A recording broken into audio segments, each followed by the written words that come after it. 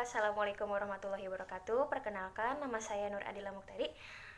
Saya mahasiswi semester 2 dari Kaprodi PGSD, Pendidikan Guru Sekolah Dasar, kelas 19B, dari Fakultas Ekonomi Bisnis dan dari Universitas Pelita Bangsa. Tujuan saya membuat video ini yakni untuk memenuhi tugas mata kuliah pendidikan karakter yang dibimbing oleh Bu Titin Suryani SPD MPD.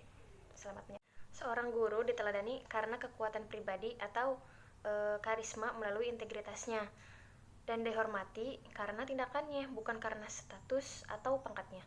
Seorang guru yang ingin menularkan karakternya mampu mengambil inisiatif dalam perilaku, bukan hanya memerintah, tetapi mulai melakukan dari dirinya sendiri. Selanjutnya memastikan bahwa siswanya dapat mencontoh dan melaksanakan nilai-nilai yang dilakukan olehnya. Sebagaimana Impres nomor 1 tahun 2010, penyempurnaan kurikulum dan metode pembelajaran aktif berdasarkan nilai-nilai bangsa untuk membentuk daya saing dan karakter bangsa. Pembelajaran efektif untuk pendidikan karakter, khususnya di sekolah dasar, bukan mengedepankan teori, tetapi keteladanan, terutama dari seorang guru. Sesuai dengan adanya pepatah Jawa, guru digugu, lan ditiru. Upaya-upaya yang dapat dilakukan oleh seorang guru di sekolah dasar dalam menanamkan pendidikan karakter antara lain: yang pertama, menerapkan program K3, yaitu kebersihan, keindahan, dan ketertiban secara kontinu dan terus-menerus hingga K3 ini menjadi kebiasaan yang membudaya di sekolah.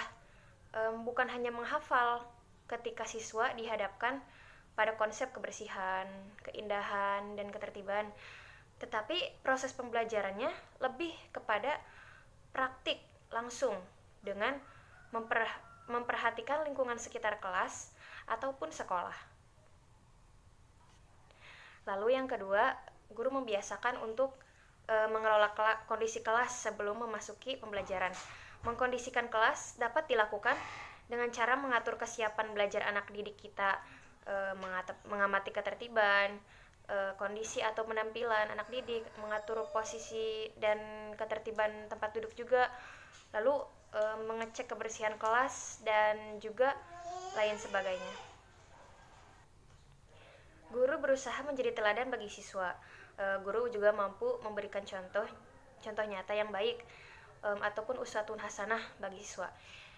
Dengan demikian, yang diperoleh siswa tidak hanya materi pelajaran saja, tetapi juga mengedepankan akhlak, yang selanjutnya membangun mental manusia sebagai pembelajar. Lalu yang keempat, guru juga berusaha untuk menjadi sahabat dan teman curhat bagi siswanya. Efektivitas evaluasi karakter siswa tidak hanya soal buku laporan perilaku siswa, melainkan mereka melakukan pendekatan dari hati ke hati. Lalu yang kelima, mengintegrasikan materi-materi pelajaran ke dalam kegiatan sehari-hari melalui keteladanan ataupun contoh kegiatan spontan atau teguran, pengkondisian lingkungan, penyediaan supras, kegiatan rutin seperti berbaris, berdoa, mengucapkan salam, dan lain-lain.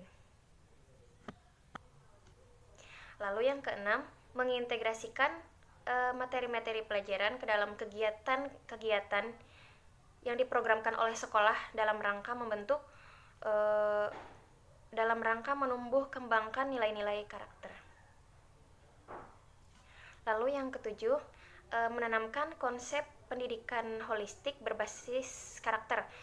Tujuannya adalah menyeimbangkan antara hati, otak, dan otot atau pendidikan holistik, dengan harapan siswa menjadi anak yang berpikir kreatif, bertanggung jawab, dan mandiri, atau manusia holistik. Pendidikan merupakan sebuah proses yang membantu menumbuhkan, mengembangkan, mendewasakan, membuat yang tidak tertata atau liar menjadi semakin tertata, semakin rapi, semacam proses penciptaan sebuah kultur pada tata keteraturan dalam diri sendiri ataupun dalam diri orang lain. Selain merupakan semacam proses demostifikasi, pendidikan juga berarti proses pengembangan belajar berbagai macam potensi yang ada dalam diri manusia, seperti kemampuan akademik, relasional, bakat-bakat, talenta, kemampuan fisik, atau daya-daya seni.